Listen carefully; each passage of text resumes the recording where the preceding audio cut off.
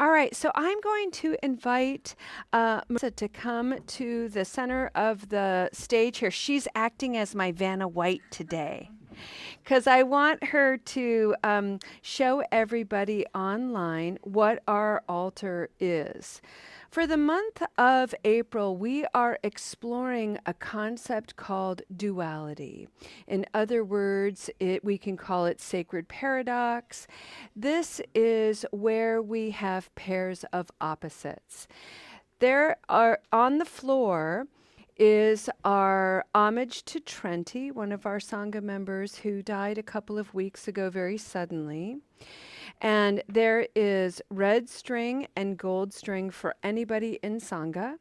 You can cut a piece of string and wrap it around your wrist. This is a tradition of reminding ourselves of good health and wellness. We do this especially when somebody has died. And we keep them on for 49 days from when the person passed away. She died very suddenly a couple of weeks ago. I know, Kelly. Also on the altar are tokens. I call them tokens. These are teaching tools that I have created. On the inside of the token, on the inside of the circle there are all of these round and oval shaped tokens. Marissa, you want to pick up a couple and show them? And these are considered all of the positive qualities of life. And so show the round one there. Yeah. Carry. And then there's here's a curious positive quality. Stubborn. And then there's a bunch of them in there. And then surrounding a thin line around that circle of all of those positive tokens are something I call chunks. And these are pieces of bark that I've wood burned more of the negative words. Words like invisible. Words like, what's that one? Fearful. There's arrogance in there. There's regret. There's reject. Should. False. Thank you, Vanna. My intention for creating an altar in this way is to create a visual image to remind us that we are comprised of so many positive qualities and negative virtues as well. But we have a propensity to inflate the negative and minimize the positive. And so what I have created in visual form is in actuality all of these, this massive positive quality that is being sheltered and protected by all of these negative qualities. It's a very thin line. So be reminded that what you inflate in yourself as negative is actually only a very thin line with spaces in between to allow your positive qualities to come through. And may you have the courage to see yourself that way. And may you have the courage to wake up to the magnificence of you, to stay with it, to grow slowly, to realize the limitlessness of you, to shout your wonder, to be in delight. I'm looking at all the tokens that are on there.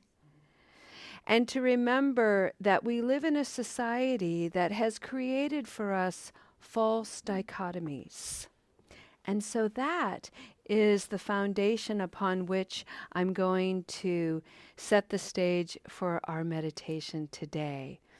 And without further ado, I'm going to chime us in and invite us to settle in and arrive fully. Welcome, everyone. This is Recovery Dharma. My name is Julia. I'm one of the facilitators of the Spokane Sangha. It is such a joy to be here today practicing with you and talking with you about one of my favorite topics, which is duality. and the way we encounter duality in our lives and the way we allow it to distort our perceptions, the way we allow ourselves to be governed by these distortions, and the way we suffer very deeply as a result. Today, I'd like to do a couple of things. I'd like to first begin by settling in, and then we're going to do some breathing exercises toward the end of our meditation with some hand mudras. But for now, I'd like you to just simply relax into the body, breathe deeply,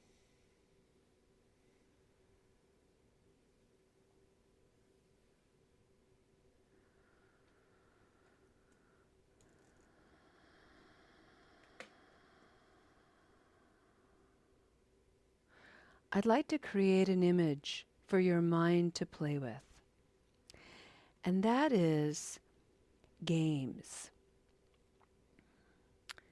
Red Rover games, dodgeball, gladiator games, those television shows that I don't know what they're called, like they're those skills where people go through all kinds of obstacle courses and like living ninjas, or I don't know what they're called, but I think you all know what I mean. And this is a false dichotomy that we have established where we start at the beginning line and the finish line, the winning line, is at the end of that series of obstacles. And as a person is going through that obstacle course, if they fall or if they fail, they're out. If you play Red Rover, you begin on one team and the goal is to get to the other side into the other team if your name is called. And in the meantime, you have to cross a field where people throw balls at you and you can get knocked out. The journey of recovery is the journey itself. It is the obstacle course. But we have this habit energy of thinking there is a destination, a place where we finally can hit the buzzer and win. Win the perfect life. Win the perfect relationship to everything. All of our habit energy, all of our discursive thinking, all of our negative emotions. We think the winning life will be a life without hardship, without obstacle, without pain, perhaps even without death. And we know it's ridiculous, yet everything in our society tells us that's how you play the game.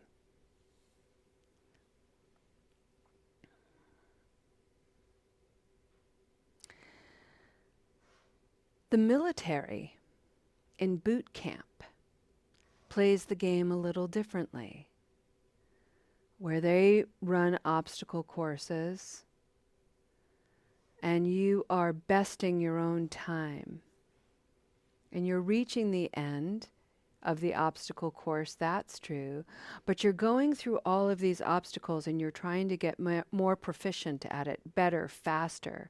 And the reason why the military is taking this stance on it is because it's a matter of life and death when you're in the military and you're soldiering. It's less of a game. In some ways, the journey of recovery is that way too.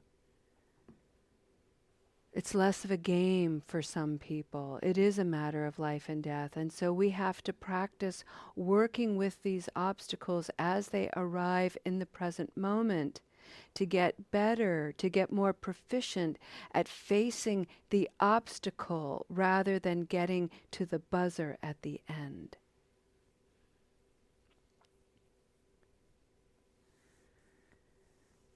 Now, the Buddhist practice takes a different approach. And the reason is this. Siddhartha Gautama was a prince, as the legend goes. And had he been king, he would have been in charge of a great army. And he would have perpetuated war, violence, aggression.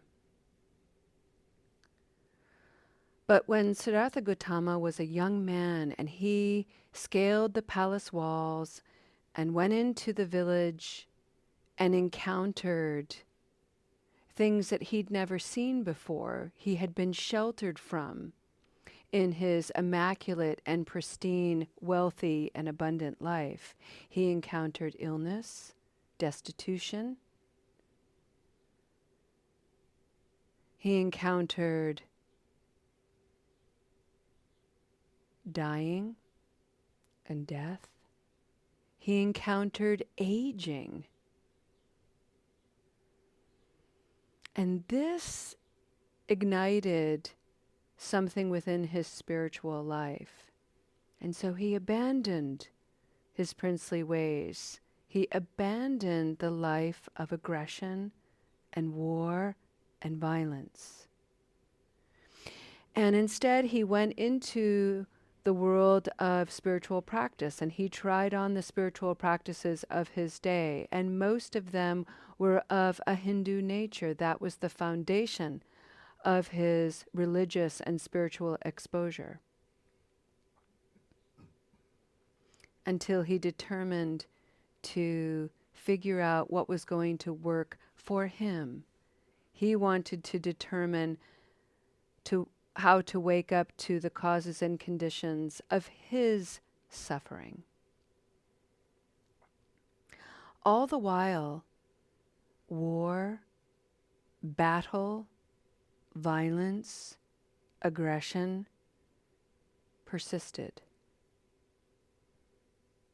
For hundreds and hundreds and hundreds and hundreds of years, it has persisted. We are still living in an age of war, battle, violence, and aggression, but it is less about survival. Many of us are completely sheltered and untouched by the ravages of war. And yet we live within its energy. It's always around us all the time, and it's got nowhere to go. So what do we do with all of this energy? We internalize it. And we go to war with ourselves.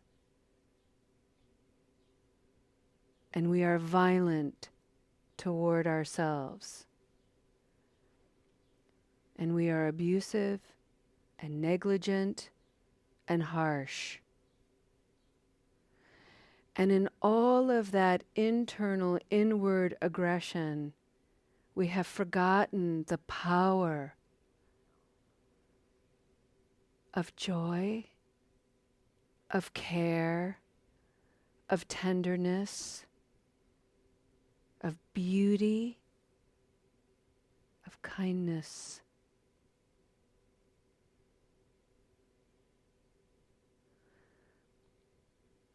On the journey of recovery, we encounter phrases, terrible phrases, the war on drugs.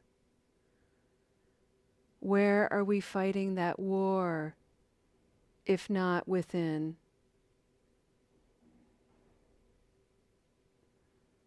Why aren't we saying, I am engaged in peacemaking with drugs and alcohol, thank you very much?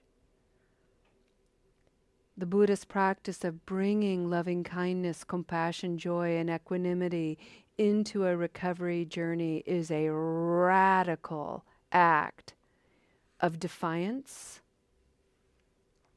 and of wisdom.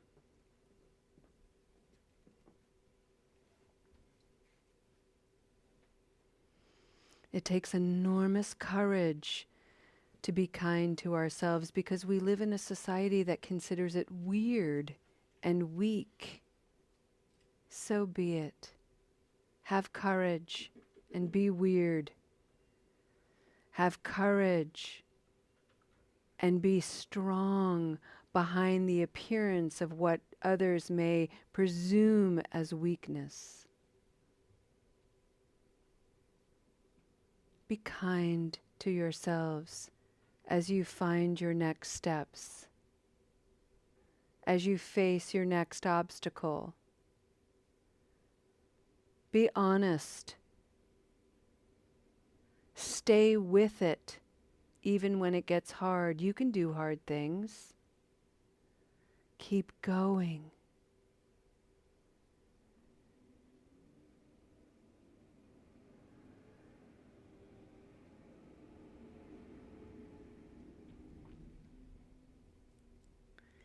And as you're working with this obstacle, see if you can treat this inner landscape rather than a battlefield and you're avoiding landmines as a garden that you're cultivating and you're gently removing stones. And maybe you're removing stones in this fertile soil, making the land and the landscape of you much more fertile to grow goodness, to grow healing, to grow presence. But you've got to remove those obstacles. You can do it.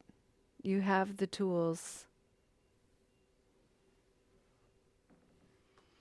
And the first tool starts with the breath.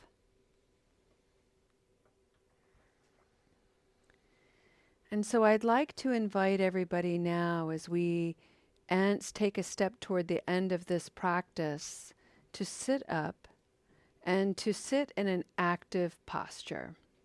An active posture is you're sitting, if you're in a chair, you're sitting toward the edge of the chair so that you're sitting nice and tall as you can possibly make your body. And this is a noble posture. The belly is soft, the back is straight, the shoulders are rolled back. Sit tall. Smile, spiritual warrior. Smile, Buddha to be. The Buddha's tree is keeping you upright. Many of you are in traditional practices that pay homage to a higher power, whatever that is. I think that's beautiful. In Buddhism, the higher power is the three jewels, the Buddha, the Dharma, the Sangha. The higher power is also your own innate wisdom and bodhicitta. So bring your hands together at prayer pose. And on the inhalation, I want you to bring your pointer fingers down so that they're touching your thumbs. And I'm showing you how it looks, so like you have little eyes. And then bring your middle fingers together, your ring fingers together, and your pinky fingers together. So you've got this little eye mask and then this little hat, I guess. And then on your inhalation, offer this up to the cosmos, to the higher power, to the divine imagination. Breathing in, offer it up. Open your three fingers, middle finger, ring finger, pinky finger. Kind of spread them wide and receive as you exhale, bringing that energy down. Keep your pointer fingers and your thumbs together, making those little eye holes. And when you get to your eyes, cover them. You can close your eyes if you want to. Close your eyes and make that little mask. This is what you're hiding behind. This is what you're resisting. Open your fingers, peel the mask off. Bring your hands together. Prayer pose. Pointer fingers and thumbs together, making a little eye mask. Bring your 3 fingertips together. Inhale, offer yourself up. Your wisdom, your goodness, your arrogance. Open up your fingers. Bring down your kindness, rejection, distortion, projection, wiggles, sunshine, stars. Put it over your eyes. Pause for a moment, recognizing resistance. Open your fingers, peel away the mask. Allow yourself to be exposed. Bring your hands to prayer pose. Inhale. Left hand over the heart. Right hand over the left hand. Exhale.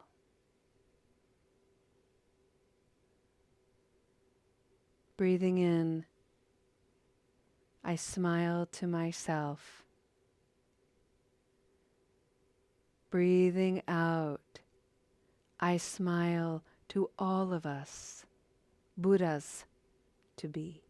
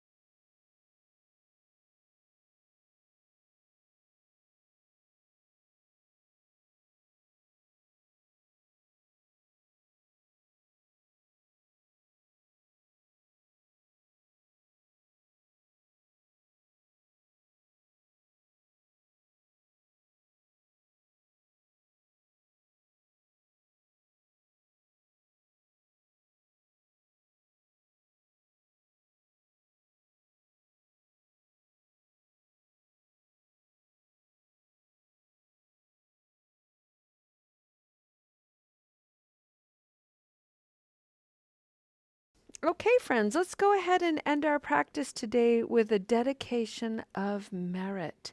For anybody new to the Buddhist practice, anytime we come into the presence of the 3 jewels, the Buddha, the human being who was able to understand with great impeccability the causes and conditions of not only his suffering, but the suffering of the world.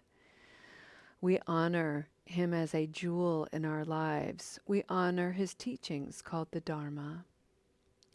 And may they come alive in you, and may they change you in such a way that you become an instrument of peace rather than a vehicle of violence. The 3rd jewel is the Sangha, the community of wise friends here to challenge us, stir us, activate, inspire us deeply to keep us going, to face the obstacles, to face the challenges, to learn from them. Keep going. So we'll end our practice today with a very simple chant to the 3 jewels. We'll just chant this one time. The chant is Namo Buddha, Namo Dharma, Namo Sangha. It means with a wide open heart, I bow to the 3 jewels. If you'd like to bring your hands together in prayer posture at the level of the heart, please do. If that's not comfortable for you, you can rest your hands on your heart. You can keep your hands on your lap, whatever feels comfortable for you. Taking a deep breath in.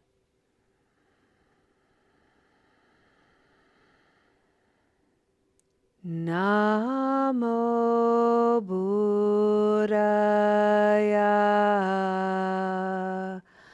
Namo Dharmaya.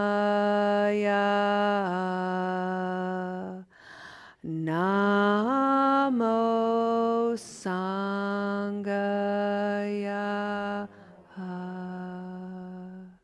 Thank you for your beautiful practice, friends. We'll see you next time. Namaste.